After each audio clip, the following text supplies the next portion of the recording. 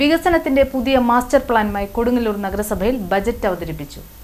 223 കോടി 82,19,968 രൂപ വരവും 219 കോടി 62,74,000 രൂപ ചിലവും 4 കോടി 19,45,968 രൂപ നീക്കിയിരിപ്പും പ്രതീക്ഷിക്കുന്ന ബജറ്റാണ് വൈസ് ചെയർപേഴ്സൺ സുമിത നിസാഫ് അവതരിപ്പിച്ചത്. വനരഹിതർക്കുള്ള പ്രശ്നപരിഹാരം, ഗതാഗതക്കുരുക്ക്, പാരിസ്ഥിതിക പ്രശ്നങ്ങൾ എന്നിവയ്ക്കെല്ലാം പ്രതിവിധി കണ്ടെത്താനുള്ള ശ്രമങ്ങൾ കഴിഞ്ഞ 3 ദശകങ്ങളായി ജനകീയ ആസൂത്രണ പരിപാടിക്ക് കീഴിൽ നാം നടത്തിക്കൊണ്ടിരിക്കുന്നു. അതിന്റെ തുടർ പ്രവർത്തനമായാണ് ഈ ബജറ്റിനെ വിലയിരുത്തേണ്ടത്. ഭവനരഹിതമായ മുഴുവൻ കുടുംബങ്ങൾക്കും സുരക്ഷിതവും ആരോഗ്യകരവുമായ പാർപ്പിടം ലഭ്യമാക്കുക എന്ന ലക്ഷ്യം നേടുന്നതിന് ആദ്യ മുൻഗണനയാണ് നഗരസഭ നൽകുന്നത്.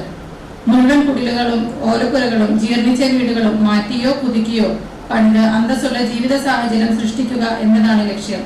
ലൈഫ് പദ്ധതി അതിന്റെ ഭാഗമായിരുന്നു.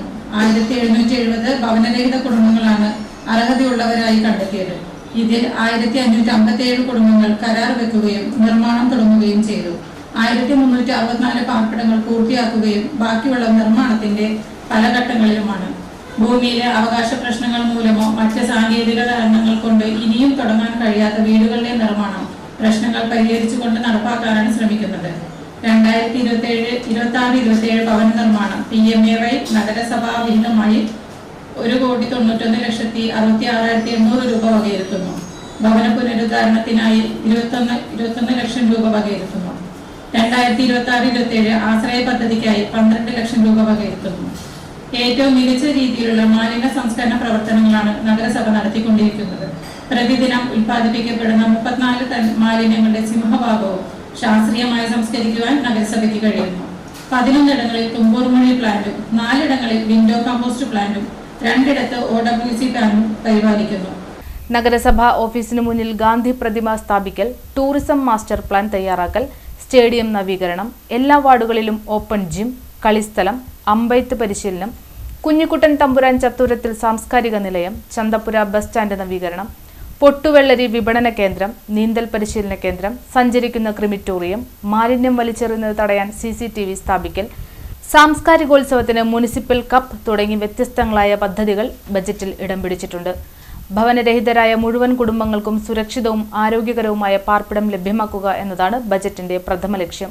PMAY പദ്ധതിയിലേക്കുള്ള നഗരസഭാ വിഹിതമായി 1,91,66,800 രൂപയും ഭവന പുനരുദ്ധാരണത്തിനായി ജനറൽ വിഭാഗത്തിന് 21 ലക്ഷം രൂപയും ആശ്രയ പദ്ധതിക്കായി 12 ലക്ഷം രൂപയും വകയിരുത്തിയിട്ടുണ്ട്. ശുചിത്വ മേഖലയ്ക്ക് 84,33,400 രൂപയാണ് വകയിരുത്തിയിരിക്കുന്നത്. വയോജനക്ഷേമത്തിന് 41,17,500 രൂപയാണ് വകയിരുത്തിയിട്ടുള്ളത്.